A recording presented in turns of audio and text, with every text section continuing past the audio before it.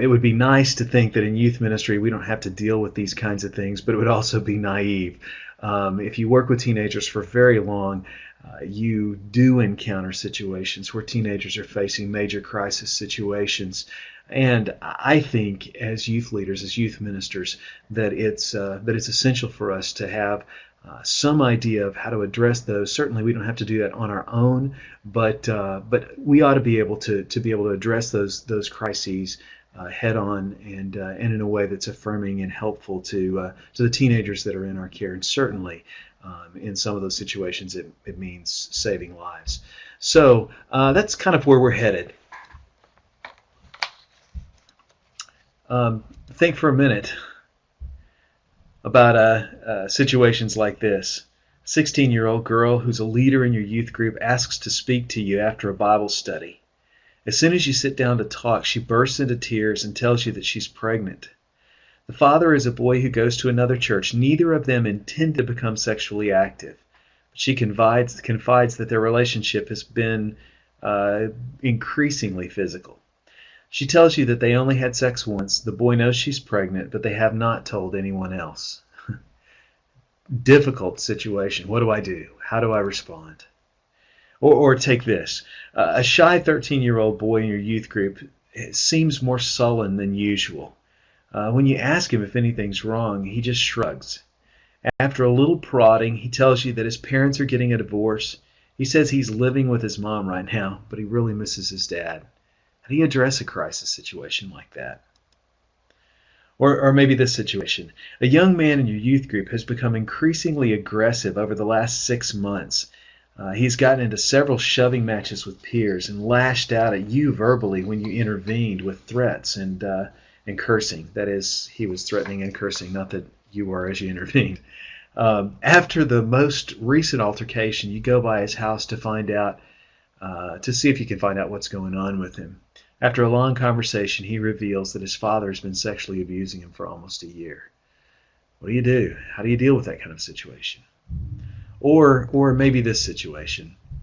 After about an hour before walking into a Bible study with your teenagers, you get a call from a mother telling you that she's just heard that a girl that's been visiting your youth group has committed suicide. She explains that the students know. They all found out at school.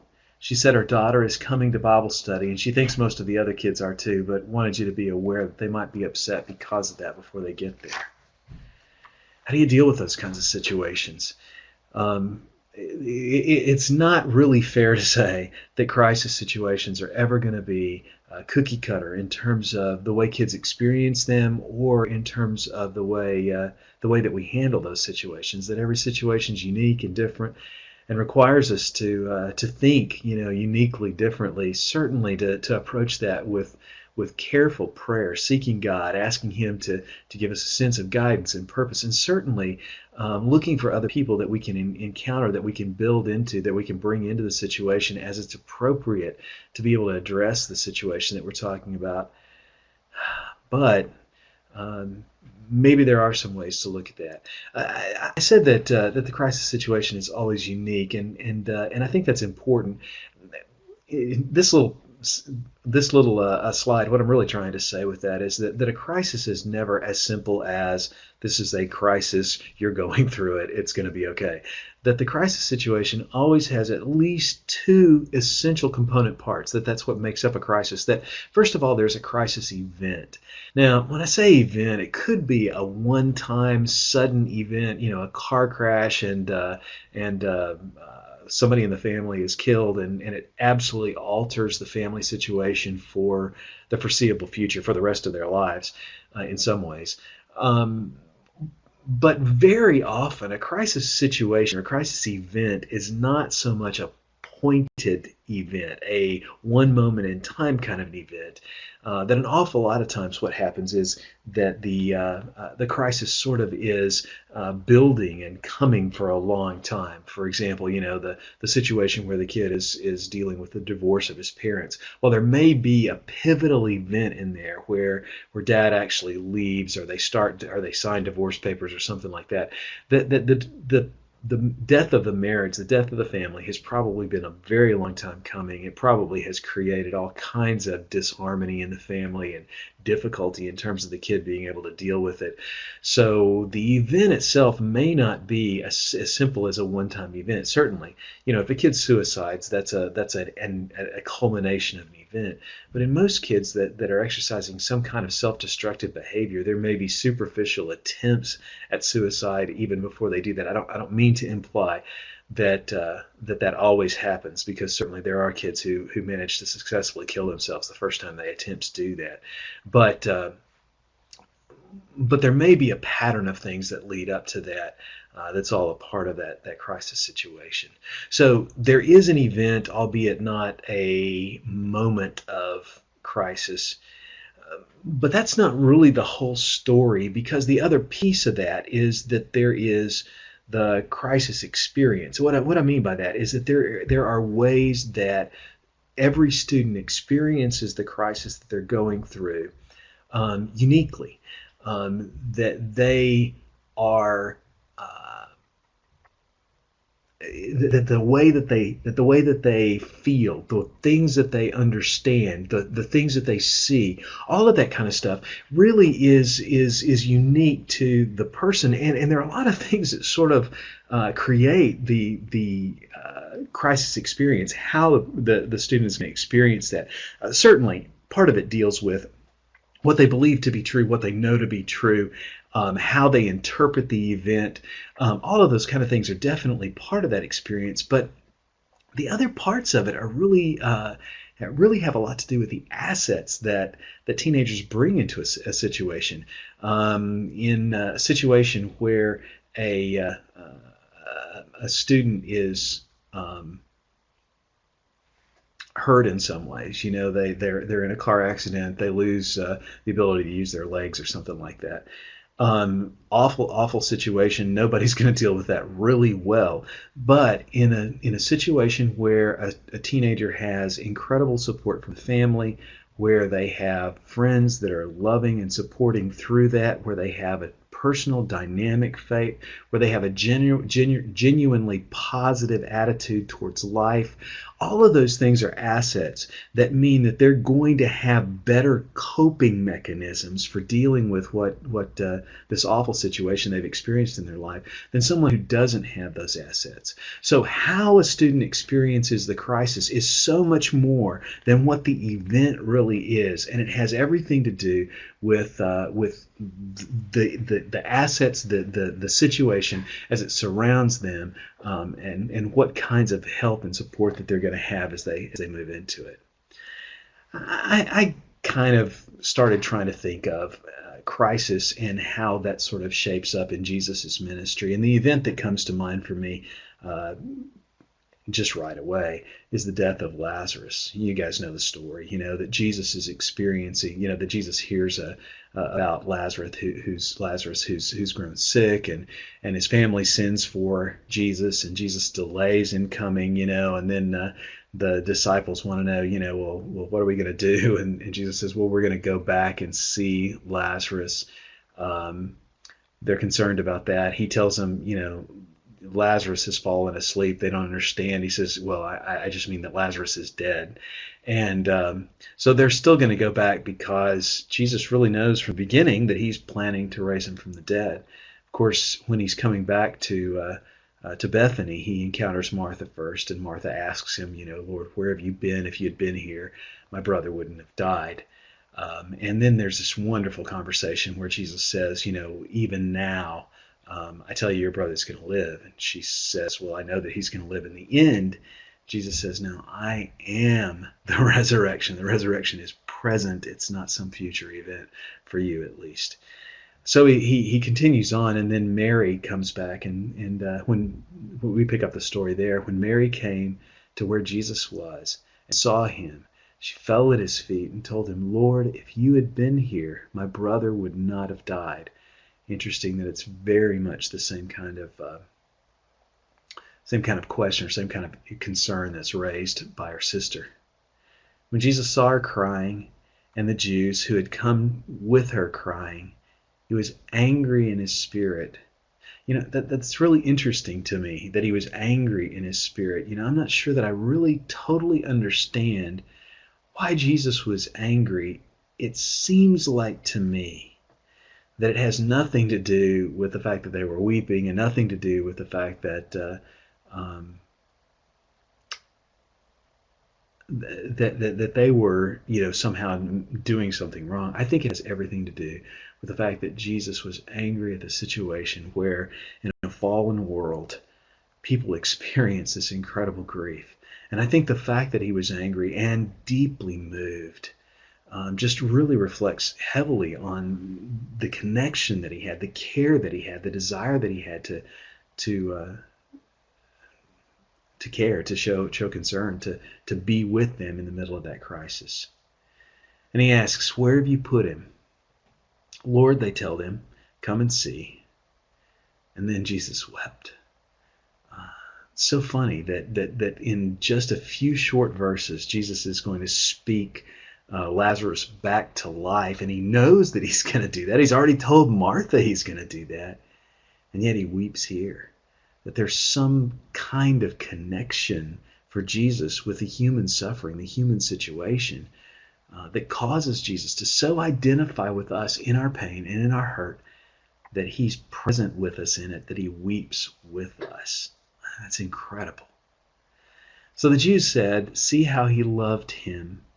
But some of them said, "Couldn't he who opened the blind man's eyes have kept this man from dying?"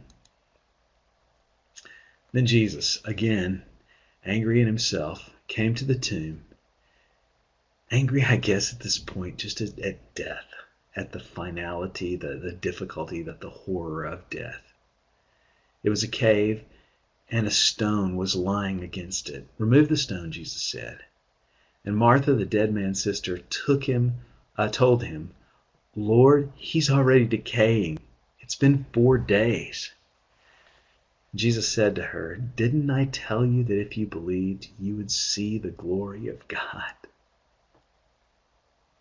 And of course, you know the rest of the story.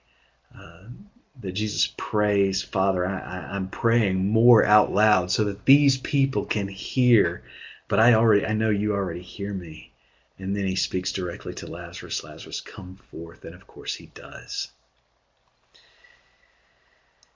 I think that in this story, there are a couple of things that I think are really important. The first is just that the experience of Mary and Martha was unique between them, but it was so much a part of their circumstances. For Mary and Martha, it's very possible that as women in this culture, they didn't know how they would be able to survive without their brother, who apparently was the one that was caring for them and taking care of the situations, that they depended on him for their lives. But the other part of this is that I think that Jesus walks into the situation in at least 2 different ways. And I think they're ways that are instructive. Certainly we can't be who Jesus was when we walk into the situation. We just don't have the ability to bring the presence of God into a situation in the way that Jesus embodied that. Paul said that he is the image of the invisible God, that he is all that God is. Certainly that's not true for us. But there are 2 things that I think are pretty important. In terms of theology, a lot of times we talk about the immanence of Christ, the immanence of God. That is, that God is present, that he's always present, that he's near. And I think, I hope I'm not pushing this too far, but I think what we see is when Jesus walks into the situation and identifies with Mary and Martha, identifies with death, that he feels with them this situation, that he weeps. I think we're seeing him reflect the immanence of God, the fact that God is near, that God is with us. But the other side of that is that there's this way of looking at God's presence where he is transcendent, that he reaches down through all the muck and mire that are going on in our lives, and he chooses to make a difference. And of course, in Jesus' case, that shows itself most powerfully when he says, "Lazarus, come forth." I think that when we walk into a situation where a teenager, or for that matter, anybody, but in our case, a teenager is in crisis, that we represent God in that situation. I know that's a little bit weird, but I really do think that we walk into the situation as a way of reminding people that God is here. And I think that we get to express the imminence of God, that God cares, that God is with you, that God is walking through this with you, that God weeps with you, that we get to be a part of the reminder of all that. And we certainly don't get to pronounce things better as Jesus did in Lazarus, but I do think that there's a transcendent moment where we say, God is unwilling for you just to stay in this mess. There is hope in life, and that hope comes from God. And I'm here to tell you that God loves you and that God is going to make a difference. I don't know how He's going to do that, but God is going to make a difference in this situation. You can have hope, because even in this horrible situation, God is willing to reach across time, to reach across all the obstacles in order to intercede for you. I think that's pretty huge. But maybe let's talk just a little more specifically about dealing with a situation where you have a teenager. We've got this little girl who's just found out that her best friend has been diagnosed with some kind of cancer, and she may not live. And the girl is trying to be able to put all the pieces together. And so you have a chance to talk with her, and you start to have a conversation, but then the bell rings, and all these kids come running out, and you see kids from the youth group, and they're all wanting your attention, and so you kind of stop and talk with them a little bit, and fortunately this girl, Samantha, chooses to stay there, and she doesn't leave, and she just waits for you to get to come back to her so she can continue to talk to her. And you sort of mess up her name and call her Sylvia instead of Samantha, and she seems to be okay with that. But then, you really are out of time, and your wife calls and wants to talk with you, and you've got this situation at home that you've got to deal with, and so hang on just a second. Let me catch this call. I really want to hear what you've got to say. There's so many times when it's difficult for a teenager to find someone who will really listen to them. When we talk about listening skills, your book, I think, calls that attending skills, and I like that, because listening is one thing, hearing somebody is one thing, but attending means that I am walking with you through the story that you're telling me. I'm giving you attention. I'm attending with you. I'm in attendance in this story. I like that. I think that's useful. So, what do we do in terms of attending skills? I think that before we ever are going to help a kid in crisis, we have to understand what the situation is. And often, when a teenager is going through crisis, the first thing that they raise, or the first issue that they talk about, isn't really the crisis situation as they're experiencing it. And sometimes they're just waiting to see if we really care enough to pay attention. So, attending, what does that look like? Well, the easiest attending skill is what's called nonverbal communication. It's things like nodding your head, not necessarily that you agree, but that you're understanding. It's looking directly at the person. Eye contact, says so much. When you're talking to someone, you keep glancing over their shoulder to see who else is coming, because there's somebody else that you need to talk to, or you're glancing at your watch because you want to make sure that you have enough time. You really communicate to them, I don't really have time to talk to you about this right now, or I'm not really willing to take time to talk to you about this right now, whichever it is. Another thing is just facial expressions, which sounds a little weird. Why would we talk about that? But most of the time, what we're really looking to do in terms of nonverbal communication is have our face sort of match what it is that person is saying, so that we're responding facially to that. That if they're upset, that we're not, smiling and laughing and, yeah, that's great, but that we're really concerned. And when they're telling us something that they're excited about, that we're excited with them. Those facial expressions really are just a way of attending, of saying, I hear you, I'm with you, I'm in this story with you. Second thing is what we call minimal encouragers, minimal verbal encouragers, and those are just the minimal or nonverbal. And it's not nonverbal because you speak, but it's minimal verbal kinds of things where you're saying things like, "Oh, okay," little things like that that just let people know I'm paying attention to what you've got to say. Please continue. And a lot of times, that's really all you have to do in order to give a teenager permission to talk is just to use those little minimal verbal encouragers. Like if they've made a statement, they've kind of gotten to something, you go, wow, huh. Giving them the opportunity just to come back and talk a little more. So some of those minimal verbal encouragers can be really useful skills in terms of attending. Clarifying questions, asking kids to be clear about or to make sure that you've understood the story. Now, this may seem like that you're not really listening, but it actually is almost just the opposite. That if I ask a kid, so it sounds like that what you're telling me is that you're really just hacked at your father. And they go, well, no, that's not exactly it. It's more like I'm disappointed. Okay, well, that's good, because I've gotten clarity in terms of doing that. But by asking the question, what I'm doing is really helping to let the kid know I'm with you. I care about what you're saying. This is important to me. I'm walking all the way through this story with you. Next thing that I would talk about is the reflection of thoughts and ideas. It's starting to pitch back to the teenager what they're saying. Oh, so you were thinking that she was really your friend, and now you think maybe not. It's not that you just repeat everything that they say, but you do give them back what they're saying, and that's a way of just asserting again, I'm listening to you, I'm following you, I'm with you. In the same kind of way, reflecting feelings can be even more powerful. And this is not necessarily just reflecting what the teenager is saying, but maybe reflecting what you're seeing in nonverbal cues.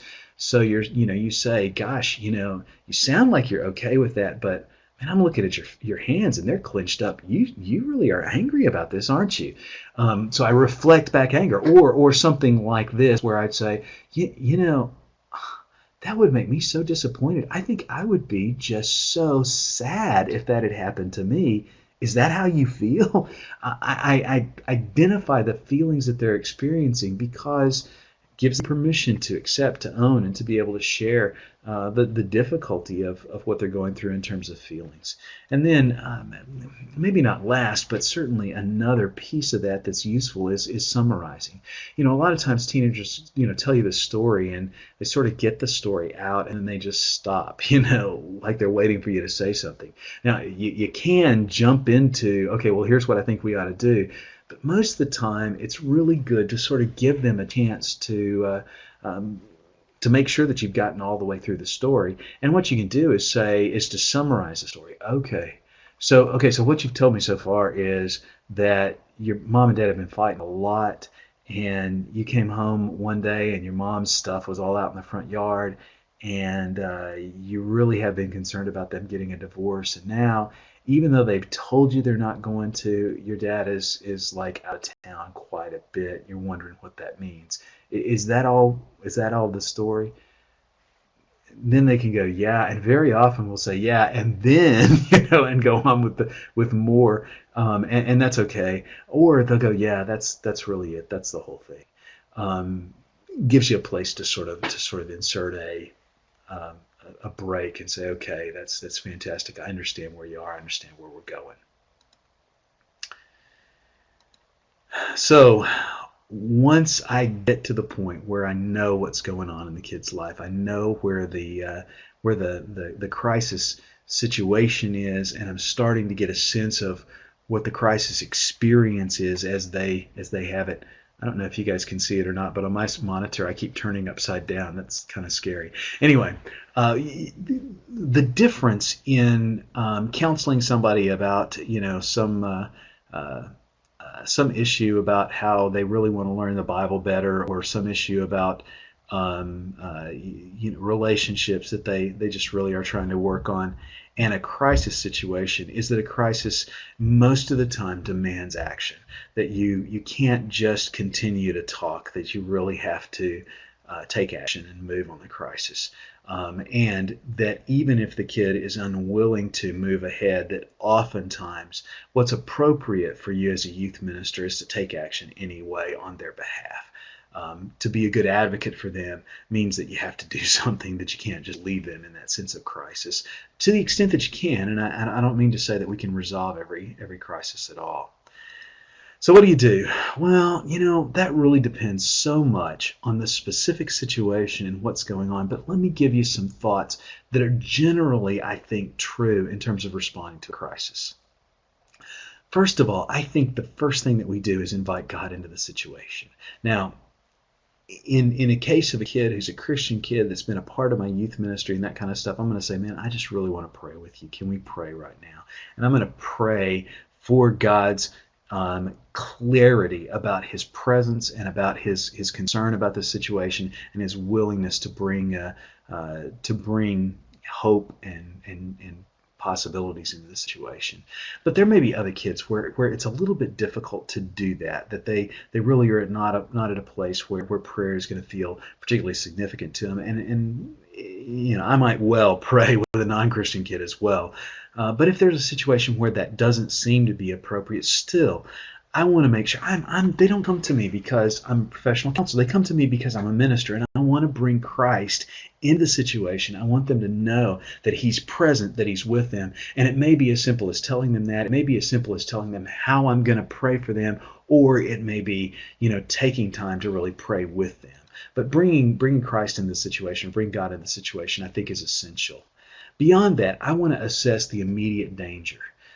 In a situation where a kid is anorexic or is dealing with a difficult eating disorder, it may be that this is a life-threatening situation. That if it's gone far enough that I'm noticing that there's a problem, it probably means that the fat stores are so diminished that the person, typically a girl, is in imminent danger physically, and I need to be aware of that, and I need to get her to a doctor and get her assessed. When I say I don't mean that I'm going to take her to the doctor, but I certainly need to make sure that her parents understand that this is not a situation where we can put things off, where we can check, with the doctor next week, that we need to take her either to the doctor right away, or we need to get her to an emergency room because this is a difficult situation, this horrible situation, and there is immediate danger. If it's a situation where a kid is threatening self-harm, threatening suicide, I may ask questions like, if you were going to do that, how would you do it? Well, the lethality of their plan. If they say, well, I probably would, drink cough syrup all day. Okay, well, that's not good, but it's not nearly as lethal as a kid that says, well, I've got a shotgun, or I'd use a shotgun and, basically blow my head off. Okay, that's very, very lethal. Okay, so the next question then is, do you have access to it? Well, if I plan to kill myself with cough syrup, but all there is like a third of a bottle of cough syrup left in the cabinet, that's probably not going to be of much use to me in that. So, it may take a while for the kid to be able to get to that. Whereas, a kid that says, oh yeah, I've got the shotgun in my bedroom and the ammunition is there as well. All of a sudden I've got a very, very lethal situation, and I don't leave the kid alone until I make sure that we get him help, probably at a hospital. So I assess the immediate danger. Thirdly, I think that I assure them of my presence. I may not be the best person to help given the situation.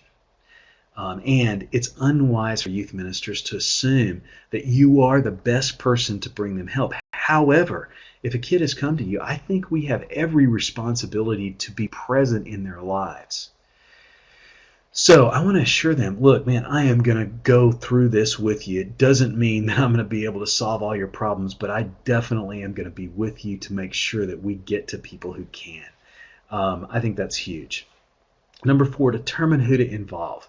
It's certainly, in most cases, that's going to mean the parents. Now, you have situations where the parents are, the parent is abusing his kid or her kid or something like that, or parents are absolutely in denial of a situation. There was a situation a counselor was telling me about a couple of years ago where a girl was diagnosed with bulimia, and her doctor told her, you need to be in treatment now.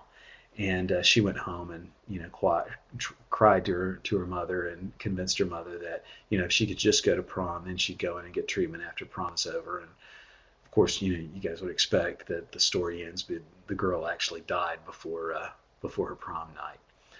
So sometimes parents are just in denial in terms of the severity of the situation that they're dealing with, and we really have to find ways to deal with the situation, even if they're slow to respond or if they're unwilling to respond in situations where there is immediate danger. That's not so much true in situations where the danger is not so immediate. But we definitely should, in most cases, involve the parents. That certainly is one of the first places that we're going to go. It may mean that we're involving law enforcement officers. It may mean that we're involving school counselors. It may mean that we're talking to other counselors. It may mean that we're involving the senior pastor or other people specifically at our church. It may mean that we're getting in touch with the Department of Child and Family Services or Child and Family Welfare in your state. It may be that you're looking for help from friends of the kids. But whatever the situation is, I need to determine who do we need to involve in this situation.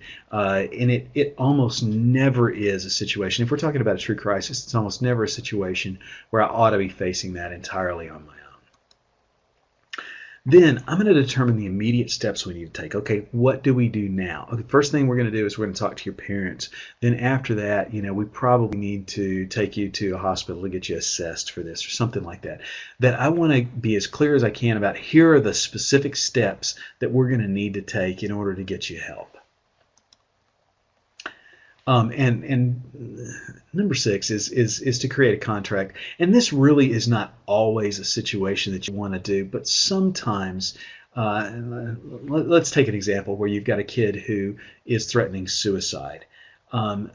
Sometimes asking a kid to agree with you that at least for 24 hours that they'll wait, that they won't do anything else. To say, look, let's just give God 24 hours to make sure that to see that he can bring hope into the situation. He can resolve how awful the situation is. I'm going to be with you.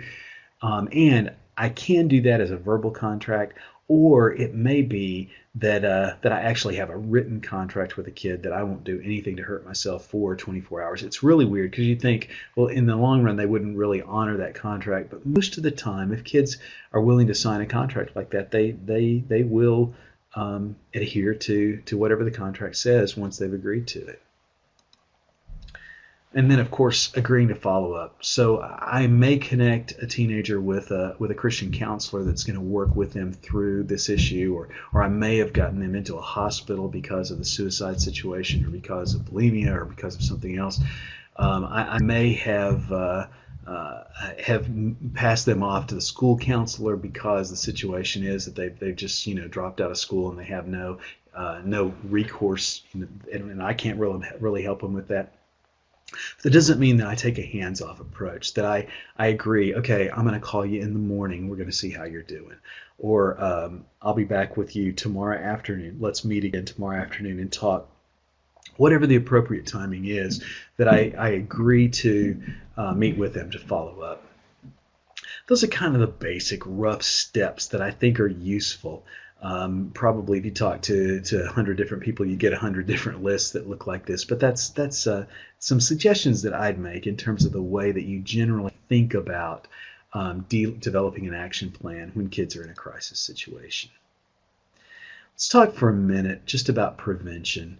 How do I insulate students from a crisis? Well, the truth is that I can't really keep kids from experiencing crisis. The crisis is a part of life. Hopefully it doesn't come along often. It's amazing how many times, one crisis seems to be piled on top of another in life. But there are ways that I can help kids to avoid some crisis situations at least. For example, if we are dealing with a situation where we're dealing with a teen pregnancy. Well, gosh, if the kids didn't have sex, they're unlikely to get pregnant. So providing them with some kind of help, some kind of advanced help to think about ways that they can prevent those kinds of things is huge. Just some ideas about how to approach that. I think I start by acknowledging the problem. Guys, everybody in your generation seems to deal with the issue of having uh, curiosity related to substance abuse, related to drugs. And most of you guys at some point in your lives are going to be offered the opportunity to try drugs. There's some real problems with that, and you guys know there's some real problems with that. But let's just start by saying that's the world where we live in. I think we kind of do that. The next thing is that we address biblical principles. While the Bible doesn't talk about every specific situation or every crisis situation that a teenager is going to deal with, it certainly addresses biblical principles that'll come to bear. And so as I'm talking with kids about the issue that we're talking about, whether that be anorexia or whether we're talking about suicide or whether we're talking about sexuality, whether we're talking about substance abuse, whatever the issue is, that I locate the principles in Scripture that deal with that and help kids to see how you use biblical principles to come to bear on the situations that they deal with in life. Finally, I think I help kids to develop a specific action plan in terms of how they're going to respond. Now, that's really different based on what we're talking about. But the point is that kids need to have a plan for what they're going to do, for how they're going to deal with things, and not merely sort of have the general idea of this isn't a good idea.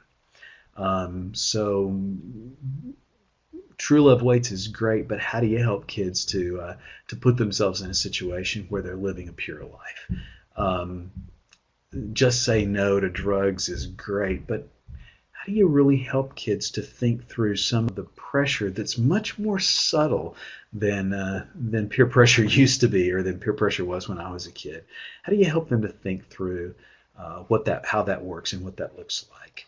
So help them to develop a plan about how they're going to deal with those kinds of situations.